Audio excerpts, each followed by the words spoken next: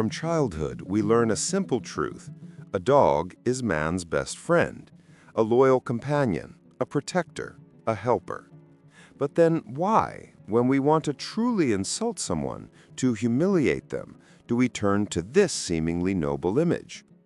Think about how much negativity and contempt are packed into expressions like a dog's life, you dirty dog, or the infamous son of a bitch. This strange pattern can be found in many cultures. For example, in Polish, one of the strongest curses is psia krew, which literally translates to dog's blood.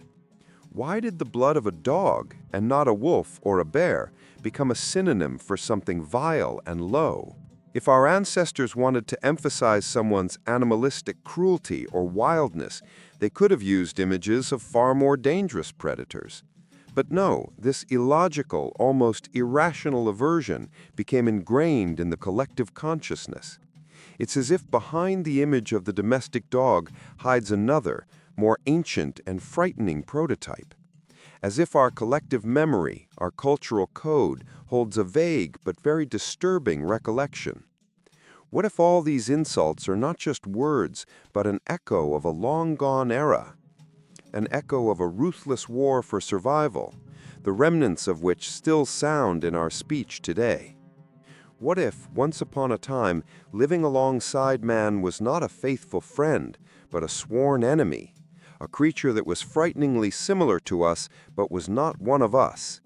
Imagine an intelligent adversary, anthropomorphic, with a body like a human, but the head of a dog. This is no longer just an animal. It's a competitor, another intelligent species fighting for the same resources, for the same land. This struggle must have been so brutal and long that the memory of it was burned into our subconscious.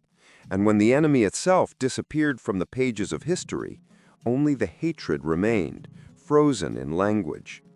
The insults we use today might be the last monument to this forgotten foe. And perhaps this hypothesis is not as fantastic as it seems at first glance.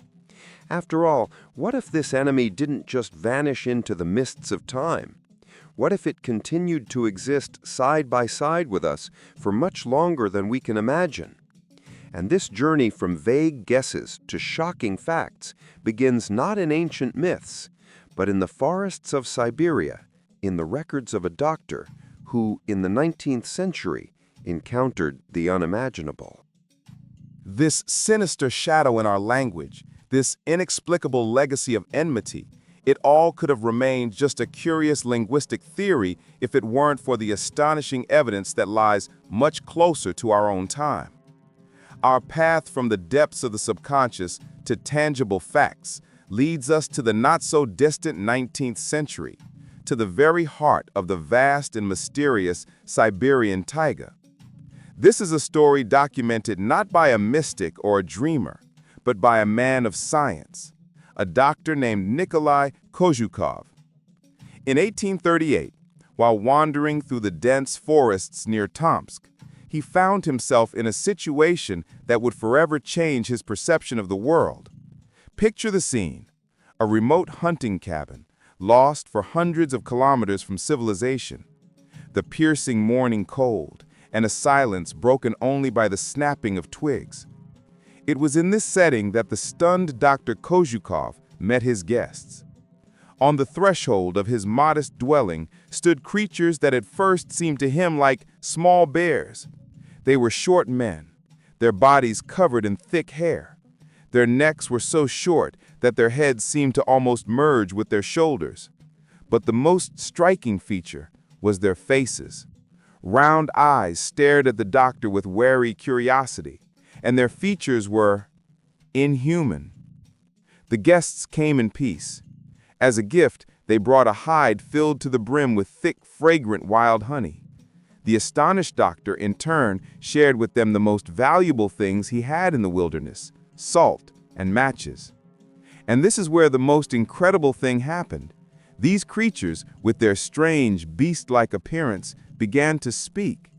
Their speech was decent, quite understandable, though it was full of old, archaic words, as if they were speaking the language of their great-grandfathers. Dr. Kozhukov learned that these people called themselves the Little Ones and had lived in these forests since immemorial. They deliberately avoided contact with outsiders and only made contact in extreme cases to trade furs for essential items, clothes, dishes, or salt. And Dr. Kozhukov, whose scientific mind was struggling to find any explanation for this, was burning with curiosity. He asked if he could visit their settlement, but the beast men replied that they had no permanent settlement as such. They led a nomadic lifestyle, following the game, hunting, and fishing. For shelter, they used ancient mud huts built by their ancestors, which they merely maintained. And with that, their conversation ended. The guests left as quietly as they had appeared, leaving Dr. Kozhukov alone with thoughts that turned his entire scientific worldview upside down. This story could have been dismissed as fatigue, a hallucination, or a forest mirage, if not for its continuation. Upon returning to Tomsk, Kuzhushkov told his cousin, Colonel Mitrokin, about his incredible adventure, and the colonel's reaction was no less shocking than the encounter itself. He wasn't surprised at all. Moreover, he confirmed that all the locals, especially those involved in the fur trade, knew perfectly well about the Little Ones.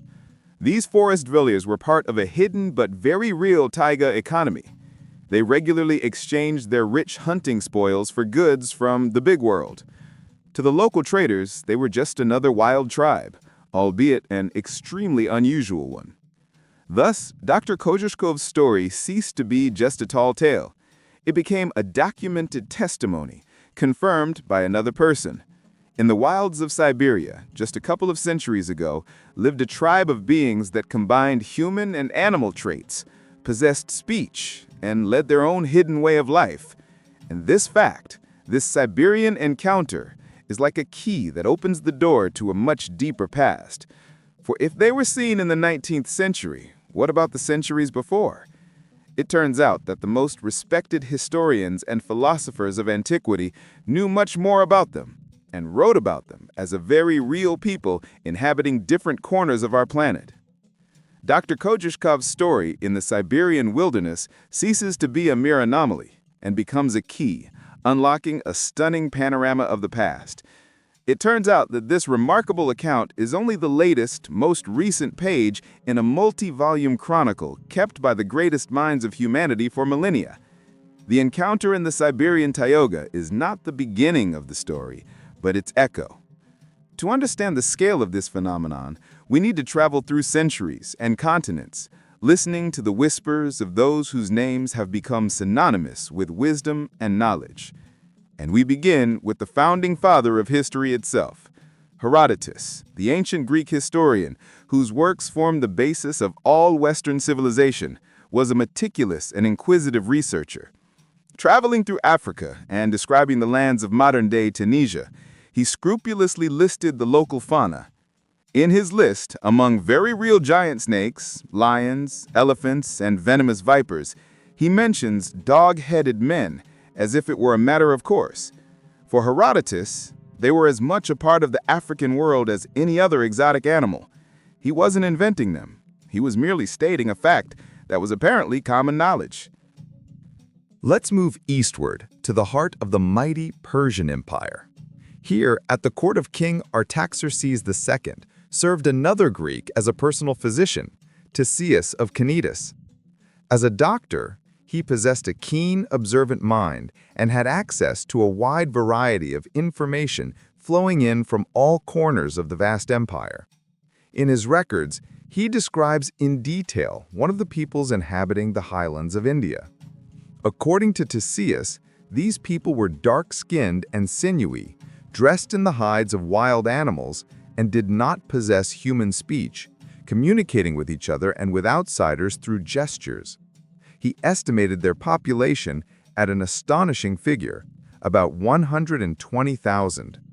And their main distinguishing feature was a head that differed little from that of a dog. The Romans, with their passion for systematizing and cataloging everything, picked up the baton. Pliny the Elder, creator of natural history, essentially the world's first encyclopedia, devotes a separate mention to the Cynocephaly. He also places them in the mountains of India and describes them in almost the same words as Theseus. They dress in animal skins, bark instead of speaking, are armed with claws, and live by hunting beasts and birds. His information is repeated almost word for word by Megasthenes, who was on a diplomatic mission to the court of the great unifier of India, Chandragupta. These are no longer just retellings of rumors, but testimonies obtained from different sources and at different times, all converging on the key details. But perhaps one of the most significant pieces of evidence was left to us by a man whose name has become a byword for any traveler, Marco Polo. Having spent many years in China and its neighboring territories, he didn't just repeat others' legends. In his notes, he stated directly that he had seen these creatures with his own eyes on the islands of the Andaman archipelago. For him, this was not a fairy tale, but a part of the real world he was exploring. And what is most astounding is that it wasn't only secular historians and travelers who spoke of these creatures. They became a subject of serious theological reflection for the most authoritative Christian authors. St. Augustine, one of the greatest church fathers, posed a most difficult philosophical question in his foundational work, The City of God. Reflecting on the diversity of peoples, he wrote, "What should be said of the Cynocephaly, whose dog-like head and barking proclaimed them beasts rather than men?" He did not doubt their existence. For him, it was a given that posed a theological problem. Are these beings descendants of Adam? Do they possess a soul? Following him, Isidore of Seville, author of the first Christian encyclopedia, placed the Cynocephaly in the section describing the real monstrous races of the world. Thus, we are faced not with a chain of coincidences, but with a global mosaic. From the Africa of Herodotus to the India of Ctesias, from Marco Polo's China to the works of the Church Fathers, everywhere we find mentions of the same people. They were so real to the people of the past that they were not just described in books. They were given a specific place in this world, their lands plotted on maps as completely real and existing territories. The testimonies of the greatest minds of antiquity in the Middle Ages are a powerful argument, but words, even the most authoritative, remain just words. It is another matter entirely to see the proof with your own eyes. And our ancestors left us just such proof. Silent parchment witnesses that transform vague descriptions into a clear geographical reality. We are talking about maps. For a medieval person, a world map, or mappa mundi, was not just a diagram of continents and oceans. It was a comprehensive tapestry of the known world, which included not only cities and rivers, but also biblical scenes, exotic animals, and all the peoples created by God, no matter how strange they seemed. And on these maps, the most detailed and respected of their time, the dog-headed people were given their rightful place. Take a look at the famous Ebstorf map, created in the 13th century. This grandiose document, a true portrait of the worldview of that era, is teeming with details. And among them, alongside other peoples, we find an image of a cynocephalus. This is not just a sketch of a monster in the margins. This is a full-fledged inhabitant of this world, complete with a detailed legend. The inscription next to the figure reads, "The Cynocephali are so called because they have dogs' heads and faces. Their clothing is animal skins, and their voice is a dog's bark." Moreover, he's not depicted as a wild beast.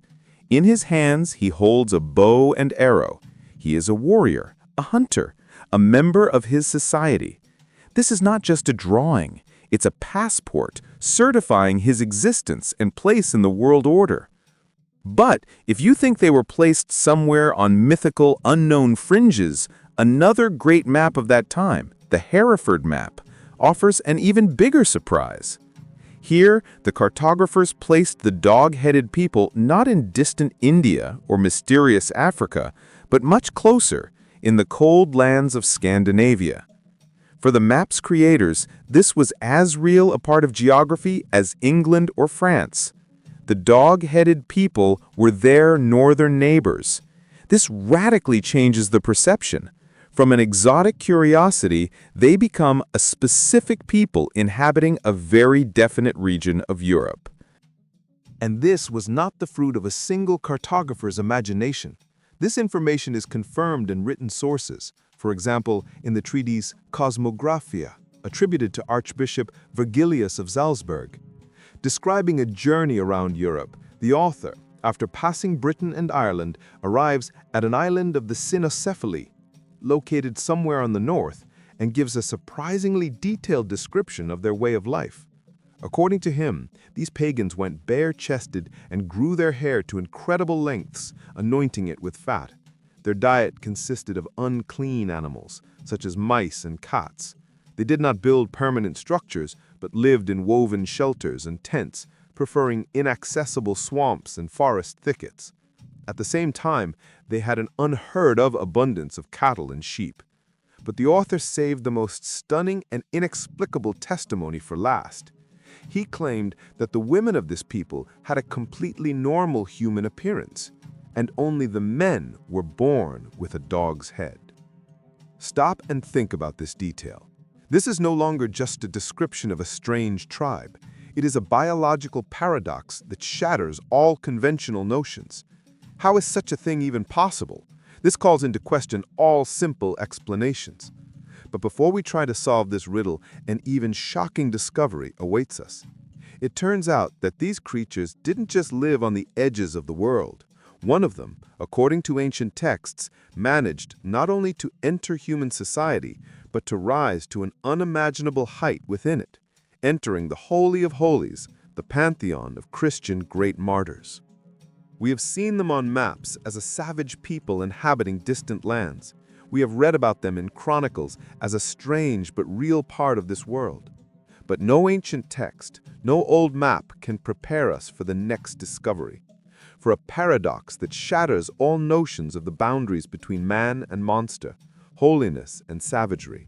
It turns out that one of these creatures didn't just come into contact with the human world. It burst into it, traveled the path from beast to righteous man, and forever entered the Holy of Holies, the pantheon of Christian great martyrs. This story concerns one of the most famous and revered figures in Christianity, Saint Christopher, the patron saint of travelers. Millions of people around the world wear his image, believing it will protect them on their journey. His depiction, a mighty giant carrying the small Christ child across a raging river, is familiar to everyone. But beneath the layer of later, more familiar images, lies his original, shocking appearance. Early hagiographies and icons, especially in the Eastern Orthodox tradition, depict him without any allegory, with the head of a dog. According to these ancient texts, before his conversion, Christopher was a giant warrior of enormous height who struck terror throughout Palestine. He came from the tribe of the Cynocephaly, and his dog's head was not a deformity, but a fearsome weapon that helped him in battle. He was the embodiment of primal strength and followed a simple principle: to serve whoever was the most fearsome and powerful of all. First, he entered the service of a local king, but soon realized that the king feared the devil. So Christopher left him and decided that there was no one in the world more terrible than the Lord of Darkness, and he began to serve him. He became his faithful warrior, embodying evil and destruction. However, one day he saw his powerful master flee in fear from a simple roadside cross. And then the Cynocephalus realized that there was a power before which even evil itself trembled. This discovery turned his world upside down. He left his dark lord and went in search of the one who was stronger than all. His journey led him to a hermit who told him about Christ and taught him to serve people in his name. Thus, the giant with the dog's head began his repentance, carrying travelers across a dangerous river on his mighty shoulders. It was here that the famous encounter with the child took place, whose weight turned out to be heavier than the whole world, for it was Christ himself. After this event, he was baptized and received his name, Christopher, which means Christ-bearer. He became a zealous servant of God and went to Lycia in modern-day Turkey, where he converted many people to the new faith through his example and preaching. Of course, such activities could not go unnoticed by the authorities. During the persecution of Christians under the Emperor Trajan, Christopher was captured. He faced fierce opposition and endured cruel trials, but he did not renounce his faith. In the end, his earthly journey came to a close, and the Church numbered him among the great martyrs for his steadfastness and faith. How is this possible? How could a creature that ancient authors described as a savage and Saint Augustine considered more beast than man enter the choir of saints? For the early Church, there was no contradiction in this. On the contrary, the story of Christopher the Cynocephalus was a powerful symbol of all-encompassing divine grace. It proved that the light of faith could penetrate any shell, even the most bestial, and transform the wildest and most terrifying creature into the image and likeness of God. It was the ultimate story of redemption.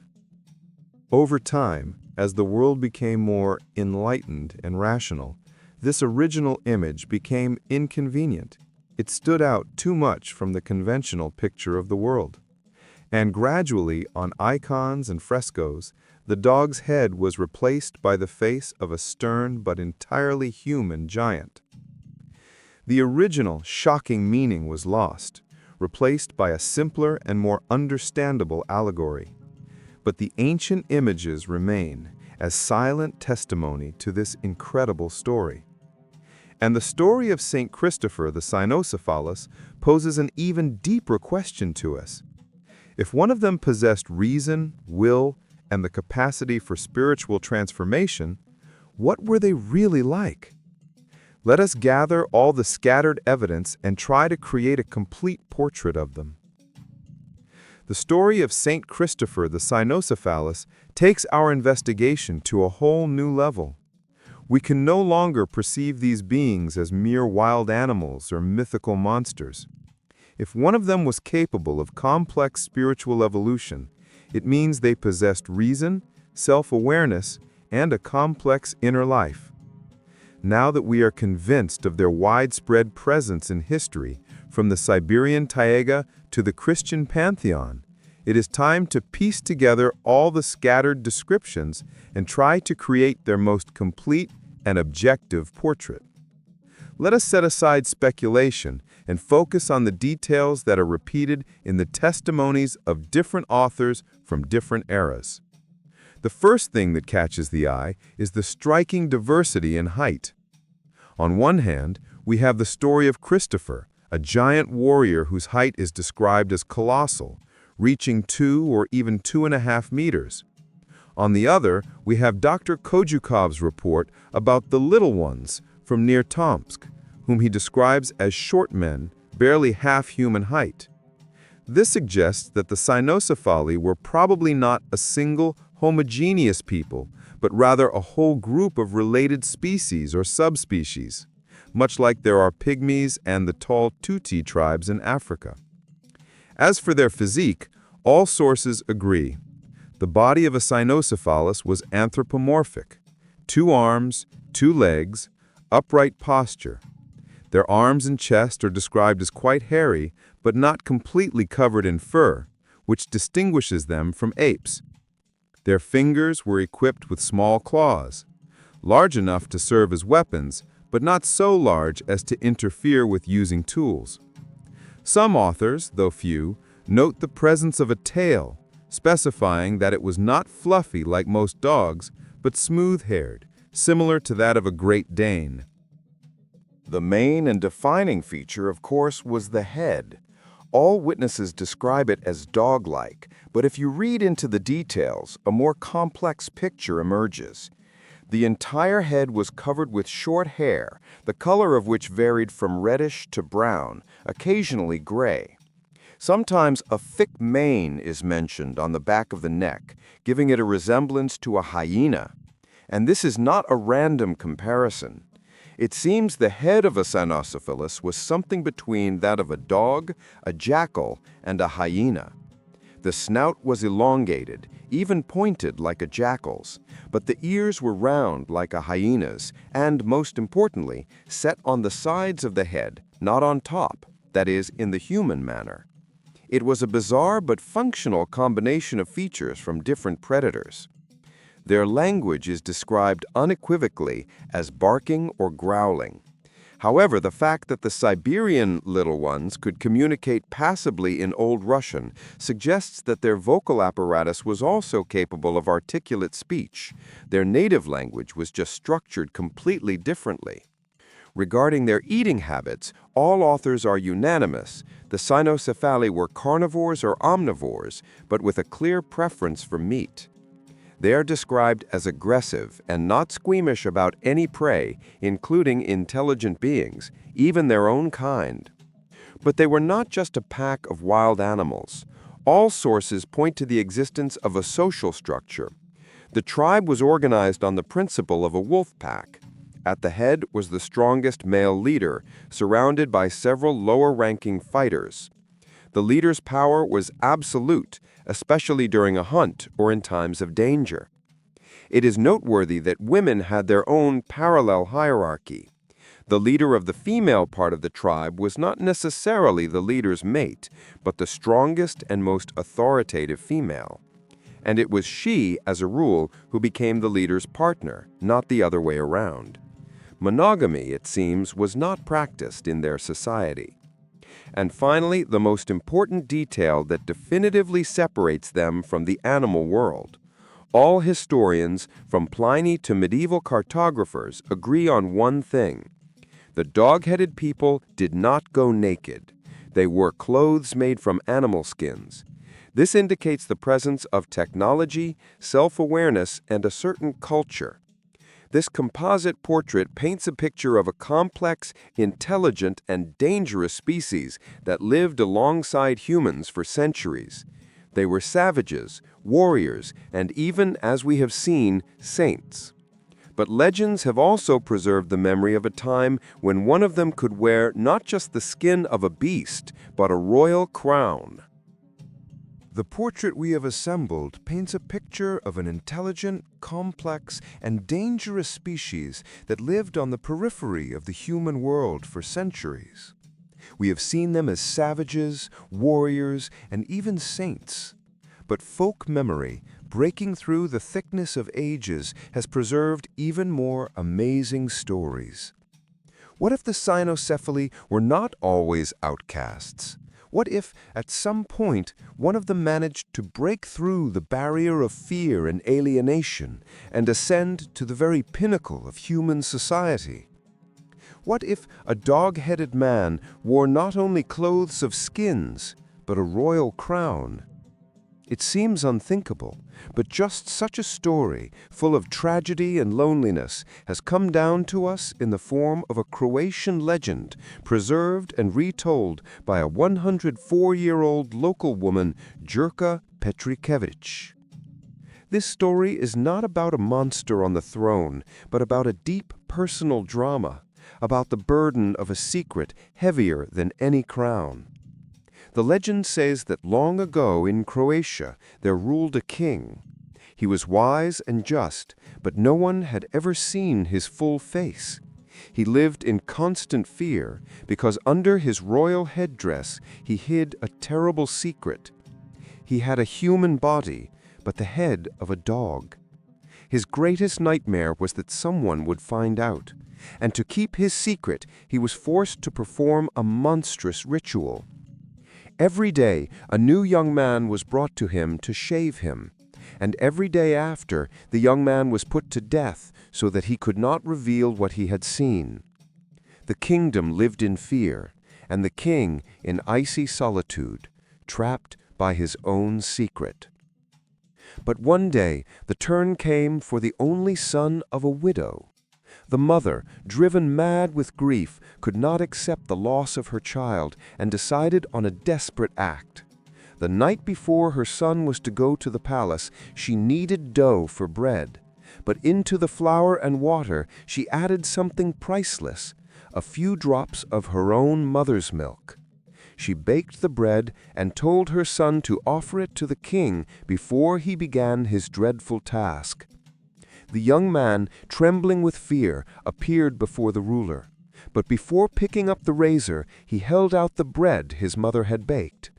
The king, surprised by such boldness, broke off a piece. The bread seemed so sweet and delicious, unlike anything he had ever tasted. He ate it all with pleasure and asked the young man the secret of its amazing taste. And then the young man revealed the secret. "This bread is so sweet because my mother added her milk to it." Hearing this, the king froze.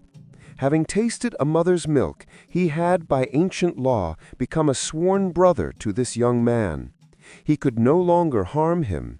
For the first time in many years, his cruel ritual was broken. He spared the young man's life, but made him swear a terrible oath, never to tell anyone the secret of the dog's head. Юноша был счастлив, что остался в живых, и честно хранил клятву. Но тяжесть королевской тайны оказалась для него невыносимой ношей. Она давила на него днем и ночью. Он не мог ни есть, ни спать. Чувствуя, что он вот-вот сойдет с ума, он однажды убежал далеко в поле, выкопал в черной земле ямку, наклонился к ней и прошептал в самую ее глубь: «Черная земля, знай, у нашего короля песья голова». Ему сразу стало легче. Он закопал ямку и вернулся домой, уверенный, что его тайна теперь надежно похоронена. Но рядом с тем местом росла бузина. И случилось так, что вскоре мимо проходил пастух, который срезал одну из ее ветвей, чтобы смастерить себе новую дудочку. Когда он вырезал инструмент и поднес его к губам, чтобы сыграть мелодию, из дудочки полились не звуки музыки, а слова, ясные и четкие. «У нашего короля песья голова». Тайна, нашептанная земле, проросла сквозь корни бузины, впиталась в ее древесину и теперь звучала на всю округу. Весть облетела все королевство. От короля с собачьей головой все отвернулись. Он остался один, покинутый, одинокий и небритый, навсегда запертый в своем обличии, которое он так отчаянно пытался скрыть. Эта история показывает нам не монстра, а существо, способное страдать и желать быть принятым. И глядя на все эти свидетельства, от древних карт до трагических легенд, мы неизбежно подходим к главному, самому сложному вопросу. Если они действительно были здесь, если они жили среди нас, то что же с ними стало? Итак, мы прошли этот долгий и извилистый путь до самого конца. Мы начали наше путешествие с простого вопроса, с загадочного шепота, застывшего в наших собственных языках, с необъяснимой ненависти к образу собаки, заложенной в древних ругательствах. Этот шепот привел нас в заснеженную сибирскую тайгу XIX века, где врач-прагматик лицом к лицу столкнулся с живыми представителями этого забытого народа. Оттуда мы погрузились в глубину веков, вслушиваясь в голоса Геродота, Плиния и Марко Поло, которые говорили о собакоголовых людях не как о мифе, а как о реальной части мира. Мы видели их земли, нанесенные на самые авторитетные карты Средневековья, как неоспоримую географическую данность. Мы с изумлением взирали на икону святого гиганта с песей головой, чей образ стал символом невозможного искупления. И, наконец, мы услышали трагическую легенду об одиноком короле, чья тайна была тяжелее любой короны. Before us is not one or two scattered tales. Before us is a colossal body of evidence spanning thousands of years, different continents, different cultures and religions. From ancient historians to church fathers, from Venetian merchants to Siberian hunters, from cartographers to anonymous storytellers, they all speak of the same thing. The last recorded encounters with them in the New World, according to the testimony of Christopher Columbus himself, date to the 18th century. In Eurasia, they were seen as late as the 19th. There is so much evidence, so intertwined and consistent, that to simply dismiss it all as fiction or mass delusion becomes impossible. To ignore this phenomenon is to ignore a huge part of our own documented history. But then, if we accept the probability of their existence, we face the main, most frightening question. What were they? Were the Cynocephaly a completely separate, non-human species of intelligent beings? A parallel branch of evolution that developed side by side with Homo sapiens but took a different path? A kind of canine man who lost the ruthless struggle for the planet just as the Neanderthals once lost? Or were they human, but belonging to some lost race, an ancient subspecies with shocking physical differences? Modern science offers a simple explanation. They were merely people with rare genetic abnormalities, victims of a genomic glitch whom superstitious ancestors took for monsters. But can this version explain their widespread distribution, their population numbering in the hundreds of thousands, and their complex social organization? And from this question arises the last, darkest one. If they really existed, where did they all go? Their disappearance is a mystery as deep as their existence itself.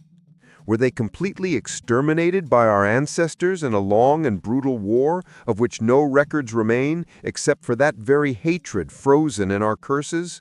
Perhaps dog's blood and son of a bitch are the last trophies of that forgotten victory. Or did they simply fail to compete, retreating ever further into dense forests and mountains until the last of them dissolved into the wilderness? Or perhaps they never disappeared at all.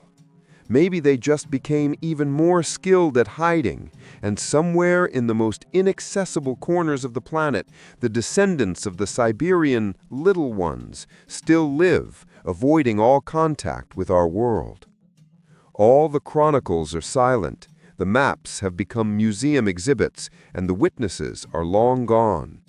Now that all the facts are before you, only the main question remains, which everyone must answer for themselves. Who were these beings, and what was their fate?